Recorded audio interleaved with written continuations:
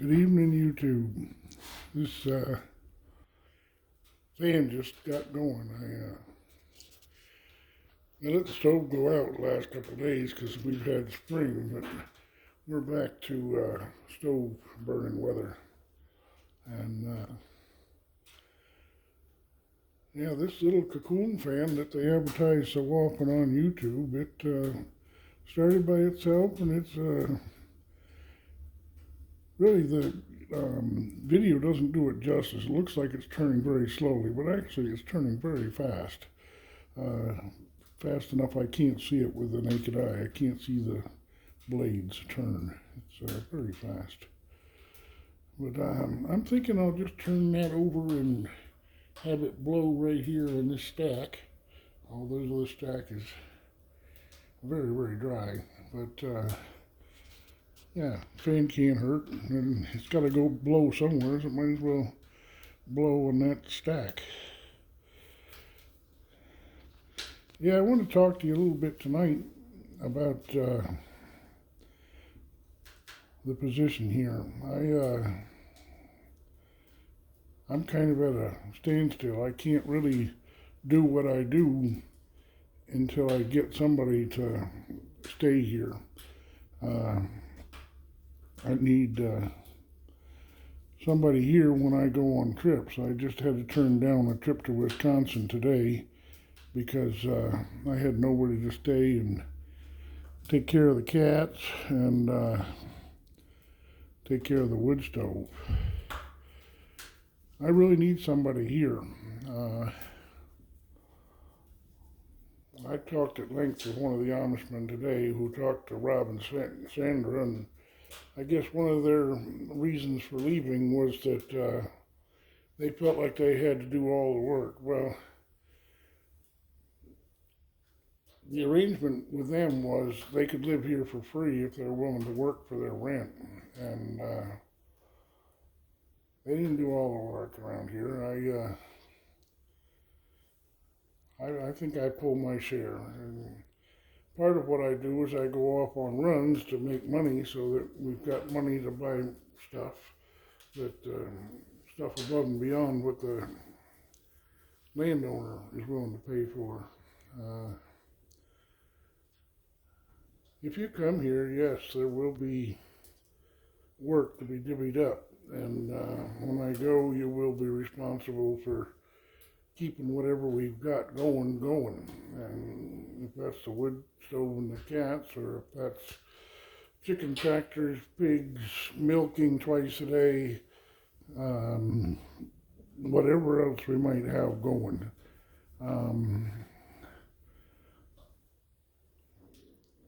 I just wanted to make that clear so that whoever wanted to take this position knew that it's not going to be just you pay your $250 rent. If the rent is $500, and I'm willing to pay half, and if we pay $500, then we don't have to work on the house, but we still have to work on the homestead in my book. If we want to raise our own food, there's going to be work to be done. There's going to be critters to be raised, and there's going to be stuff to do, and somebody's got to pat the cats. But yeah, I really need somebody here. I haven't had any positive responses. I've had a couple of yeah maybes, or yeah I'd love to but I can't, but nobody stepped forward to say that they'd like to take the job here at the Fredericktown homestead. It is a job. It's the job of raising your own food and living in an old farmhouse that has been empty for 9 years. This house, it was squatted in last summer by some druggies, and yeah, they did a lot of damage. This room that I'm looking in here, Sandra repainted these walls because they were spray painted, and the plaster was coming down, and they were really pretty nasty. And Roger installed the windows. We've got all new windows downstairs now, thermal pane. They were single pane broken We had 9 broken windows when I agreed to rent the place, including the walk-in glass door. That was all busted up, and yeah, they're all repaired, and we've been able to live rent-free here for the work we've done so far, but I can see that coming to an end where we've got to pay the $500. But once we start paying the $500, the accent can be taken off of the farm to some extent because we're not getting reimbursed for it. I don't know. We'll see how that works. It's a matter of how much we want to do and how much the landlord wants to do. And my accent as we go into spring and growing season is to grow our own food. I have burned off the garden space where the weeds were, and today I did a run that I would have been paid for, but I said, how about you just bring your team and your single bottom plow over and plow my garden? And I stopped at the saw shop and talked to them, and they're willing to fix the Troy-built horse rototiller. That's the biggest rototiller that Troy makes. Good rototiller. I had one in New Hampshire, and I ran one set of blades right down to the nub on that thing. But of course, it's rocky soil up there. We don't have rocks here, not to speak of. But yeah, if you come here, now we've got one of these little heat-powered fans to go on the stove. This is its maiden voyage tonight, running there. And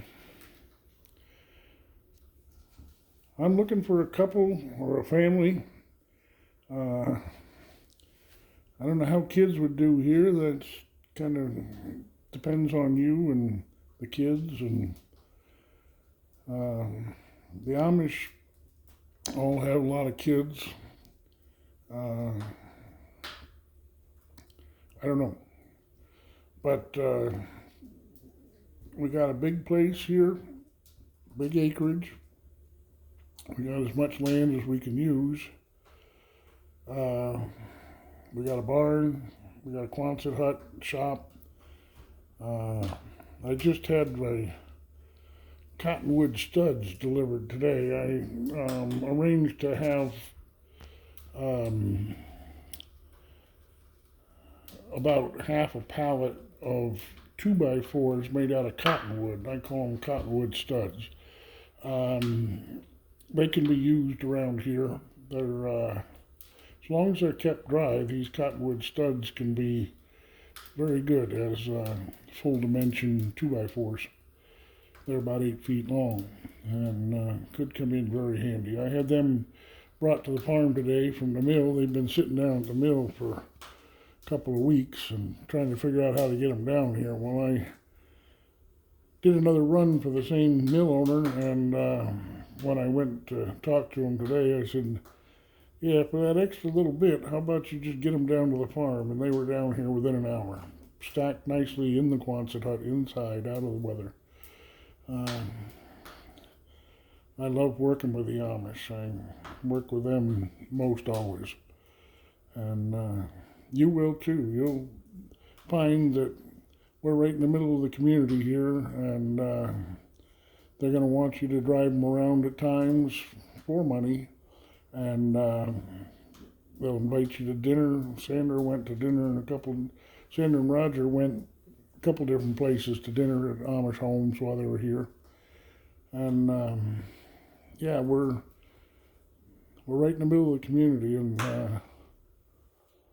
you will be accepted as long as you honor them and are a good person.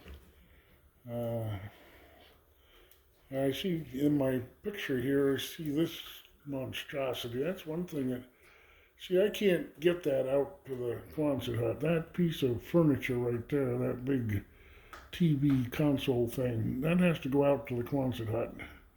And jobs like that I can't do alone. I was born in 1951. I probably couldn't have done it in my prime, but I certainly can't do it now. The bathroom's over there. It needs some TLC.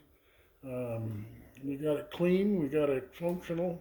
Hot water's heat and hot water, the heater's in there. Got one sink running, shower, but it needs some work. We don't have a leach field here, unfortunately. That's one of the things on the list. Rent an excavator and dig a leach field. That's something I've been looking forward to doing. Plumber would be handy. There's a washer dryer down in the basement. Roger didn't get around to hooking them up. I just got them just before they left for Kansas. But yeah, there's a washer dryer down there. So, and all of the stuff you need, I think, to make them work. The dryer isn't, I don't know if the dryer is functional, but the dryer is the least of our worries because the better way to dry clothes, I feel, is out on a clothesline. But yeah, there's washer dryer. You can see this floor hasn't been done. Roger got these two back bedrooms behind this wall that we're looking at. He got the floor down in those two. And this one needs work, and the main kitchen area needs work. But yeah, there's lots of work to do inside here, and that work can be run up against our rent. The landlord's been real good about it so far. He's provided the materials for the most part. What he hasn't provided, I've provided for my hauling money, but he's provided quite a bit of money, and for materials, and then we do the labor, and he counts that against our rent. So there will be a lot of months where there will be no rent as long as we're doing the work. There's 3 bedrooms upstairs. I take the bedroom that's behind this wall. There's another bedroom behind the stove there. And then there's the pantry room that's beside the stairs there. I figured to put shelves in there and put a door on it. That's where the stairs go down to the basement, and have that be where we're going to need a pantry if we're going to raise all our own food. We're going to need a freezer. That'll go out on the entryway. There's a plug out there, and there's room enough for a big chest freezer, at least one. And but if we're going to do broilers, chicken tractor, broilers, and egg birds, and pigs, and dairy, yeah, we're going to need storage space. I bought when I got here, there was no refrigerator, no stove, but I bought those. They're here now. That's kind of the way I've been working it. If I see a need and I've got the money, I go out and I buy it, usually through either from the Amish or through other people that are affiliated with the Amish, some of the other haulers. I got the stove and the refrigerator from a guy that also hauls much like I do, although he does it locally. I had 2 runs today. I had a run all through the day, and then another. I'm in the middle of a run right now. I gotta go and pick them up at 8 o'clock. I took them to their folks for dinner 9 miles away. If they go more than 9 miles, or 9 miles or more, I guess it is, they can hire the English to drive them. And so they live on the north end of the community, and their parents live on the south. So I took them down to their parents at 4, and I'll go pick them up and take them home at 8 o'clock. That's kind of the way my life is. I spend all my time, well, not all my time, I spend a lot of time hauling. And like I said, I passed up a trip to Wisconsin strictly because I couldn't see how I could make it work. I got Bear the dog. I got the 2 cats. I got this wood stove with a fan on top, I must add. Um, and I need somebody here, and I can't be going to Wisconsin until Saturday. I would have left last night and not been home until Saturday night. And by then, yeah, things need to be taken care of. We need to be good stewards of what we got. And I'm looking for a couple or a family, somebody to come and be here and be um, an honest desire to learn how to raise their own food. I've done most of this. Haven't done it all, but I've done a lot of it. I've raised chickens right from the incubator or getting them from the hatchery. Both. I've done both. Right up through using chicken tractors, back all the way up, slaughtering, freezing, bagging, and yeah, I've done all of the chicken part. And pigs about the same way. I had my own strain of pigs for 15 years. Kept 2 sows and a boar. The boar was a rent-a-boar, and I'd charge pick of the litter for the boars. Every sow he bred, I'd get pick of the litter. And I'd also nut any males in the litter, no matter how many males there were in the litter. I'd nut them all for pick of the litter. And I'd usually come up with between, well, as little as 12 pigs a year, and as many as, I think one year I got 24 pigs, or 28 pigs. 28 pigs, I think, was my record year when I was nutting and using boars to go around and breed a lot of sows.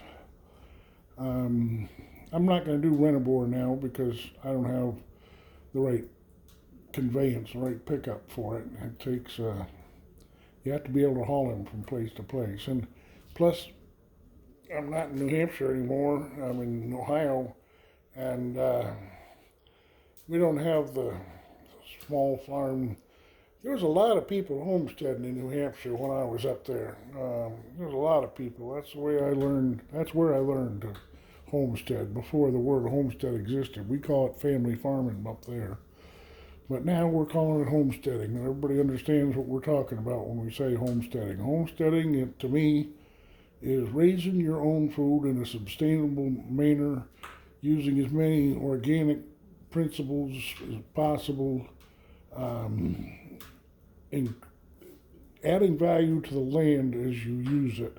Everywhere that you use land, you should make it better. You should never deplete the ground that you're working on. That's important because that's what makes it sustainable. I hope somebody will step forward, because if not, I've pretty much got to give up this place and go live in like a hotel room kind of deal and just kind of shrivel up. I want to be here. I want to grow. I want to grow my own food. I want to be a part of the community. I enjoy being a part of the community, but I need help now. I need somebody to step forward and say that, yeah, I'll come and work on that farm and be on that farm and grow my own food. Buying the livestock, I'm more than willing to pay for chickens, chicks. I explored yesterday the pond site for ducks and geese. I'd really like to do ducks and geese. I love Goldshaw Farm up there in Peacham, Vermont. I watch him every time he brings out a video. I guess it's twice a week he does it.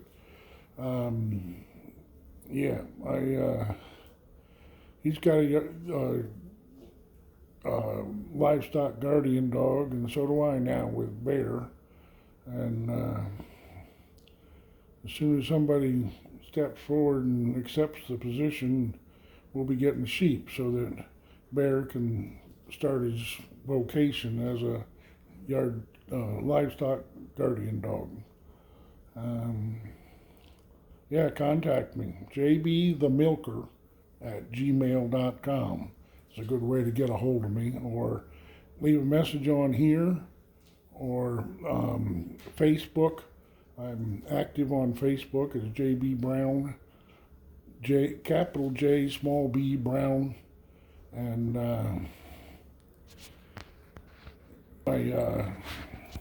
there's a picture of me on my AOL. You might be able to recognize me. I don't look like just anybody, do I? But that's what I look like. And so, yeah, contact me if you want a place to homestead. This is a place you won't ever own it. I don't own it.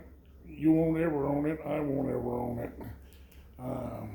I'm not Amish. I never will be Amish. Neither will you, but you'll be a part of an Amish community. And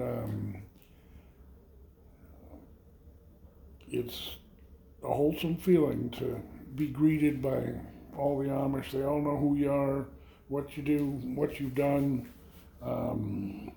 It's a community, and I'm a part of it, and if you come here, you'll be a part of it. So contact me, JB Brown, jbthemilker@gmail.com. I'll give you my phone number if you message me and ask for it. I ain't gonna put it out there. I get enough garbage mail. You know those people that call about the warranty on your van?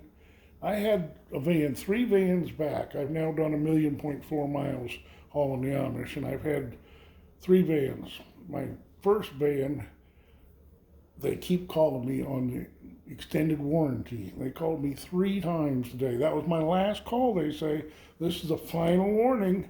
And yeah, those people. But contact me, jbthemilker@gmail.com. Come to Fredericktown, Ohio, and be a part of an Amish community, be a part of the YouTube community. I want this homestead to be a big YouTube channel. I want to beat out some of the big boys. I want that to be part of our income. I want it to be, I like Justin Rhodes' idea of doing a video every day for 100 days to get established. I really like that idea. Let's take that and run with it. Let's do a video of whatever we're doing around here. If we're building chicken tractors, if we're working in the shop, if we're putting the floor down, if we're putting windows in, if we're watching a fan go around. Let's put out a YouTube daily for at least 100 days. It's an arduous task, but we'll learn a lot by doing it. Learn about editing, what's involved.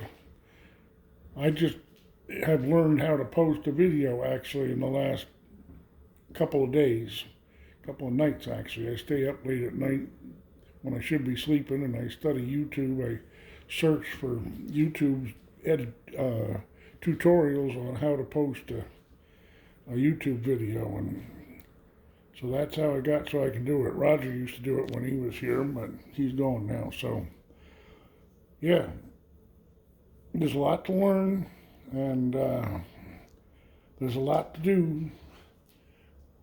These slats here, they're not spoken for. I've got a wood burning kit and a scroll saw at the shop, and if we need another tool, I'll go get it. But let's make those into income for the farm. I've got about twice that many slats still out in the Quonset hut, but these are all plain, ready to go. They're all nice. That's finished wood, and it's dry. It'll be drier now that I got the dandy fan. But yeah, I guess I'm rambling. But thanks for watching. I'd appreciate it if you subscribe. That's the whole idea. I can't do much with YouTube until I get some more subscribers. I actually haven't had a new subscriber this week. Since Sandra and Roger left, I have not gained one subscriber. Like this video, even though you don't like it, and please subscribe so you get my other videos. I'm going to do everything in my power to post every day for 100 days or more. And if you come, you can be a part of that.